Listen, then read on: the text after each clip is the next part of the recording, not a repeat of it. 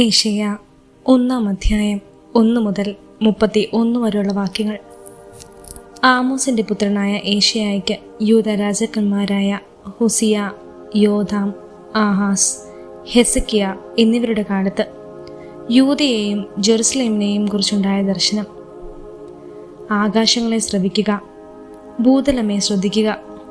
കർത്താവ് അരുളി ചെയ്യുന്നു, ഞാൻ മക്കളെ പോറ്റി വളർത്തി, എന്നാൽ അവർ എന്നോട് കലഹിച്ചു. കാള അതിൻ്റെ ഉടമസ്ഥനെ അറിയുന്നു, കഴുത അതിൻ്റെ യജമാനൻ്റെ തൊഴുത്തും. എന്നാൽ ഇസ്രായേൽ ഗ്രഹിക്കുന്നില്ല, എൻ്റെ ജനം മനസ്സിലാക്കുന്നില്ല. തിന്മ നിറഞ്ഞ രാജ്യം, അനീതിയുടെ ഭാരം വഹിക്കുന്ന ജനം, ദുഷ്കർമ്മികളുടെ സന്തതി, ദുർമാർഗികളായ മക്കൾ. അവർ കർത്താവിനെ പരിത്യജിക്കുകയും ഇസ്രായേലിൻ്റെ പരിശുദ്ധനെ നിന്ദിക്കുകയും ചെയ്തു. അവർ എന്നിൽ നിന്നും തീർത്തും അകന്നുപോയി. ഇനിയും നിങ്ങളെ പ്രഹരിക്കണമോ? എന്തേ നിങ്ങൾ തിന്മയിൽ തന്നെ തുടരുന്നു? നിങ്ങളുടെ ശിരസ് മുഴുവൻ വ്രണമാണ്, ഹൃദയം തളർന്നു പോയിരിക്കുന്നു. ഉള്ളങ്കാൽ മുതൽ ഉച്ചി വരെ ക്ഷതമേൽക്കാതെ ഒരിടവുമില്ല. ചതവുകളും വ്രണങ്ങളും രക്തമൊലിക്കുന്ന മുറിവുകളും മാത്രം. അവയെ കഴുകി വൃത്തിയാക്കുകയോ വച്ചുകെട്ടുകയോ ആശ്വാസത്തിന് തൈലം പുരട്ടുകയോ ചെയ്തിട്ടില്ല. നിങ്ങളുടെ രാജ്യം ശൂന്യമായി, നിങ്ങളുടെ നഗരങ്ങൾ കത്തി നശിച്ചു. നിങ്ങൾ നോക്കി നിൽക്കെ വിദേശീയർ നിങ്ങളുടെ ദേശം വിഴുങ്ങിക്കളഞ്ഞു. വിദേശികൾ നശിച്ചതുപോലെ അതും നിർജ്ജനമായിരിക്കുന്നു. മുന്തിരിത്തോപ്പിലെ കുടിൽ പോലെയും വെള്ളരിത്തോട്ടത്തിലെ മാടം പോലെയും ആക്രമിക്കപ്പെട്ട നഗരം പോലെയും സീയോൻ പുത്രി ഉപേക്ഷിക്കപ്പെട്ടിരിക്കുന്നു. സൈന്യങ്ങളുടെ കർത്താവ് നമ്മിൽ ഏതാനും പേരെ അവശേഷിപ്പിച്ചിട്ടില്ലായിരുന്നെങ്കിൽ നാം സോദോം പോലെയാകുമായിരുന്നു, ഗൊമോറ പോലെയും ആയിത്തീരുമായിരുന്നു. സോദോമിൻ്റെ അധിപതികളെ, കർത്താവിൻ്റെ വചനം ശ്രവിക്കുവിൻ. ഗൊമോറ ജനമേ, നമ്മുടെ ദൈവത്തിൻ്റെ പ്രബോധനങ്ങൾ ശ്രവിക്കുവിൻ. കർത്താവ് അരുളി ചെയ്യുന്നു, നിങ്ങളുടെ നിരവധിയായ ബലികൾ എനിക്കെന്തിന്? മുട്ടാടുകളെ കൊണ്ടുള്ള ദഹന ബലികളും കൊഴുത്ത മൃഗങ്ങളുടെ മേധസ്സും എനിക്ക് മതിയായി. കാളകളുടെയോ ആട്ടിൻകുട്ടികളുടെയോ മുട്ടാടിൻ്റെയോ രക്തം കൊണ്ട് ഞാൻ പ്രസാദിക്കുകയില്ല. എൻ്റെ സന്നദ്ധിയിൽ വരാൻ, എൻ്റെ അങ്കണത്തിൽ കാലുകുത്താൻ ഇവ വേണമെന്ന് ആരും നിങ്ങളോട് പറഞ്ഞു. വ്യർത്ഥമായ കാഴ്ചകൾ ഇനിമേൽ അർപ്പിക്കരുത്. ധൂപം എനിക്ക് മ്ലേച്ഛ വസ്തുവാണ്. നിങ്ങളുടെ അമാവാസിയും സാപത്തും സമ്മേളനങ്ങളും നിങ്ങളുടെ അനീതി നിറഞ്ഞ ഉത്സവങ്ങൾ എനിക്ക് സഹിക്കാനാവില്ല.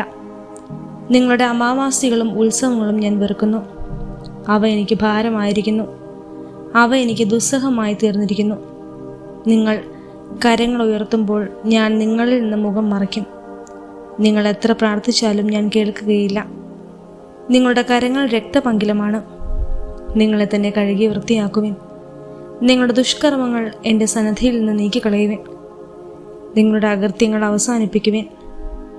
നന്മ പ്രവർത്തിക്കാൻ ശീലിക്കുവിൻ. നീതി അന്വേഷിക്കുവിൻ. മർദ്ദനം അവസാനിപ്പിക്കുവിൻ. അനാഥരോട് നീതി ചെയ്യുവിൻ. വിധവകൾക്ക് വേണ്ടി വാദിക്കുവിൻ. കർത്താവ് അരുളി ചെയ്യുന്നു, വരുവിൻ, നമുക്ക് രമിതപ്പെടാം. നിങ്ങളുടെ പാപങ്ങൾ കടും ചുവപ്പാണെങ്കിലും അവ മഞ്ഞുപോലെ വെണ്മയുള്ളതായിരിക്കും. അവ രക്തവർണ്ണമെങ്കിലും കമ്പിളി പോലെ വെളുക്കും. അനുസരിക്കാൻ സന്നദ്ധരെങ്കിൽ നിങ്ങൾ ഐശ്വര്യം ആസ്വദിക്കും. അനുസരിക്കാതെ ധിക്കാരം തുടർന്നാൽ വാൾനിരയായി തീരും. കർത്താവ് അരുളി ചെയ്തിരിക്കുന്നു, വിശ്വസ്ത നഗരം വേശ്യയായി തീർന്നത് എങ്ങനെ? നീതിയും ധർമ്മവും കൂടിക്കൊണ്ടിരുന്ന അവളിൽ ഇന്ന് കൊലപാതകളാണ് വസിക്കുന്നത്. നിന്റെ വെള്ളി കിട്ടമായി മാറിയിരിക്കുന്നു. നിന്റെ വീഞ്ഞിൽ വെള്ളം കലർത്തിയിരിക്കുന്നു. നിന്റെ പ്രഭുക്കന്മാർ കലഹപ്രിയരാണ്. അവർ കള്ളന്മാരുടെ കൂട്ടുചേരുന്നു. സകലിലും കോഴ കൊതിക്കുന്നു. സമ്മാനത്തിൻ്റെ പിന്നാലെ പായുന്നു. അവർ അനാഥരുടെ പക്ഷത്ത് നിൽക്കുകയോ വിധവകളുടെ അവകാശം പരിഗണിക്കുകയോ ചെയ്യുന്നില്ല. അതിനാൽ സൈന്യങ്ങളുടെ കർത്താവ്, ഇസ്രായേലിൻ്റെ ശക്തനായവൻ അരുളി ചെയ്യുന്നു, എൻ്റെ ക്രോധം എൻ്റെ ശത്രുക്കളുടെ മേൽ ഞാൻ ചൊരിയും. എൻ്റെ വൈരികളോട് ഞാൻ തന്നെ പ്രതികാരം ചെയ്യും. ഞാൻ എൻ്റെ കരം നിനക്കെതിരായി ഉയർത്തും. ചൂളയിൽ എന്ന പോലെ ഉരുകി നിന്നെ ശുദ്ധി ചെയ്യും. നിന്നിൽ കലർന്നിരിക്കുന്ന വിലകെട്ട ലോഹം ഞാൻ നീക്കിക്കളയും. ആദിയിൽ എന്ന പോലെ നിന്റെ ന്യായാധിപന്മാരെയും ഉപദേശകന്മാരെയും ഞാൻ പുനഃസ്ഥാപിക്കും. നീതിയുടെ നഗരമെന്ന്, വിശ്വസ്ത നഗരമെന്ന് നീ വിളിക്കപ്പെടും. സിയോൻ നീതി കൊണ്ട് വീണ്ടെടുക്കപ്പെടും. അവിടെ അനുതപിക്കുന്ന എല്ലാവരും ധർമ്മിഷ്ഠ കൊണ്ട്. എന്നാൽ കലഹപ്രിയരും പാപികളും ഒന്നടങ്കം നശിക്കും. കർത്താവിനെ പരിത്യജിക്കുന്നവർ നിശേഷം ഇല്ലാതാകും. നിങ്ങൾക്ക് ആനന്ദം പകർന്ന കരുവേല മരങ്ങൾ നിങ്ങളെ ലജ്ജിപ്പിക്കും. നിങ്ങൾ തിരഞ്ഞെടുത്ത ഉദ്യാനങ്ങളെക്കുറിച്ച് നിങ്ങൾ ലജ്ജിതരാകും. നിങ്ങൾ ഇലകൊഴിഞ്ഞ കരുവേല വൃക്ഷം പോലെയും വെള്ളമില്ലാത്ത ഉദ്യാനം പോലെയുമാകും. ബലവാൻ ചെണനാരു പോലെയും അവൻ്റെ പ്രവൃത്തികൾ തീപ്പൊരി പോലെയുമായി തീരും. രണ്ടും ഒന്നിച്ച് കത്തി നശിക്കും. അഗ്നി ശമിപ്പിക്കാൻ ആരുമുണ്ടാവുകയില്ല. ഏശയ്യാ 2-ാം അധ്യായം 1 മുതൽ 22 വരെയുള്ള വാക്യങ്ങൾ. യൂദയായും ജെറുസലേമിനെയും കുറിച്ച് ആമോസിന്റെ പുത്രനായ ഏശയ്യായ്ക്കുണ്ടായ അരുളപ്പാട്. അവസാന നാളുകളിൽ കർത്താവിൻ്റെ ആലയം സ്ഥിതി ചെയ്യുന്ന പർവ്വതം എല്ലാ പർവ്വതങ്ങൾക്കും മുകളിൽ ഉയർന്നു നിൽക്കും. എല്ലാ ജനതകളും അതിലേക്ക് ഒഴുകും. അനേകം ജനതകൾ പറയും, വരുവിൻ, നമുക്ക് കർത്താവിൻ്റെ ഗിരിയിലേക്ക്, യാക്കോബിന്റെ ദൈവത്തിന്റെ ഭവനത്തിലേക്ക് പോകാം. അവിടുന്ന് തൻ്റെ മാർഗങ്ങൾ നമ്മെ പഠിപ്പിക്കും. നാം ആ പാതകളിൽ ചരിക്കും. കർത്താവിൻ്റെ നിയമം സിയോനിൽ നിന്ന് പുറപ്പെടും, അവിടുത്തെ വചനം ജെറുസലേമിൽ നിന്നും. അവിടുന്ന് ജനതകളുടെ മധ്യത്തിൽ വിധികർത്താവായിരിക്കും. ജനപദങ്ങളുടെ തർക്കങ്ങൾ അവസാനിപ്പിക്കും. അവരുടെ വാൾ കൊഴുവും അവരുടെ കുന്തം വാക്കത്തിയുമായി അടിച്ച് രൂപപ്പെടുത്തും. രാജ്യം രാജ്യത്തിനെതിരെ വാൾ ഉയർത്തുകയില്ല. അവർ ഇനിമേൽ യുദ്ധപരിശീലനം നടത്തുകയുമില്ല. കർത്താവിൻ്റെ ഭവനമേ, വരിക, നമുക്ക് ഈ കർത്താവിൻ്റെ പ്രകാശത്തിൽ വ്യാപരിക്കാം. അങ്ങ് സ്വന്തം ജനത്തെ, യാക്കോബിന്റെ ഭവനത്തെ കൈവിട്ടിരിക്കുന്നു. കാരണം രാജ്യം കീഴടക്കാനുള്ള ആഭിചാരന്മാരെ കൊണ്ട് നിറഞ്ഞിരിക്കുന്നു. ഫിലിസ്തീനെ പോലെ ഭാവി പറയുന്നവരും അവരുടെ ഇടയിൽ ധാരാളമുണ്ട്. അന്യജനതകളുമായി അവർ കൂട്ടുചേരുന്നു.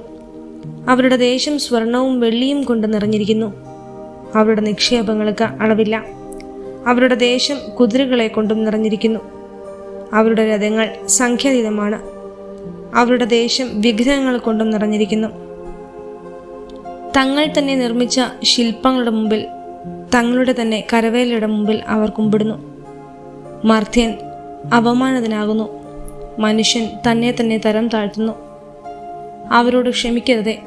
പാറക്കെട്ടിനുള്ളിൽ പ്രവേശിക്കുവിൻ, പൊടിയിൽ ഒളിക്കുവിൻ. അങ്ങനെ കർത്താവിൻ്റെ ഭീകരതയിൽ നിന്നും അവിടുത്തെ മഹിമാതിശയത്തിൽ നിന്നും രക്ഷപ്പെടുവിൻ. മനുഷ്യന്റെ അഹന്ത തല താഴ്ത്തും, അഹങ്കാരികളെ എളിമപ്പെടുത്തും. കർത്താവ് മാത്രം ആ ദിനത്തിൽ ഉയർന്നു നിൽക്കും. കർത്താവിനൊരു ദിനമുണ്ട്, അഹന്തയും ഉന്നത ഭാവവുമുള്ള എല്ലാറ്റിനും എതിരായ ദിനം. ലെബനോനിലെ ഉന്നതമായ ദേവദാരുവിനും ബാശാനിലെ കരുവേല കരത്തിനും, ഉന്നതമായ പർവ്വതങ്ങൾക്ക്, ഉയർന്ന കുന്നുകൾക്കും, ഉന്നതമായ സകല ഗോപുരങ്ങൾക്കും, എല്ലാ ശക്തിദുർഗങ്ങൾക്കും, താർശിഷിലെ കപ്പലുകൾക്കും, മനോഹരമായ എല്ലാ ശില്പങ്ങൾക്കും എതിരായ ദിനം. മനുഷ്യന്റെ അഹങ്കാരത്തിന് അറുതി വരും. ഗർവിഷ്ഠൻ വിനീതനാക്കപ്പെടും. അന്ന് കർത്താവ് മാത്രം ഉയർന്നു നിൽക്കും. വിഗ്രഹങ്ങൾ നിശേഷം തകർക്കപ്പെടും. ഭൂമിയെ പ്രകമ്പനം കൊള്ളിക്കാൻ കർത്താവ് വരുമ്പോൾ ഉജ്ജ്വല പ്രഭാവത്തിന്റെ നീതിദായകമായ ദർശനത്തിൽ നിന്നും മനുഷ്യർ പാറയിടുക്കുകളിലേക്കും ഗുഹകളിലേക്കും ഓടി ഒളിക്കും. ആരാധിക്കാൻ വേണ്ടി സ്വർണവും വെള്ളിയും കൊണ്ട് നിർമ്മിച്ച വിഗ്രഹങ്ങളെ അന്ന് അവർ പെരുച്ചാഴിക്കും വാവലിനുമായി ഉപേക്ഷിക്കും. ഭൂമിയെ പ്രകമ്പനം കൊള്ളിക്കാൻ കർത്താവ് വരുമ്പോൾ അവിടുത്തെ ഉജ്ജ്വല പ്രഭാവത്തിന്റെ ഭീതിദായകമായ പ്രവേശത്തിൽ നിന്ന്, പാറയിടുക്കുകളിൽ നിന്നും ഉയർന്ന പാറകളിൽ ഓടി ഒളിക്കാൻ വേണ്ടി തന്നെ. മനുഷ്യനിൽ ഇനി വിശ്വാസം അർപ്പിക്കരുത്. അവനൊരു ശ്വാസം മാത്രം. അവനെന്ത് വിലയുണ്ട്?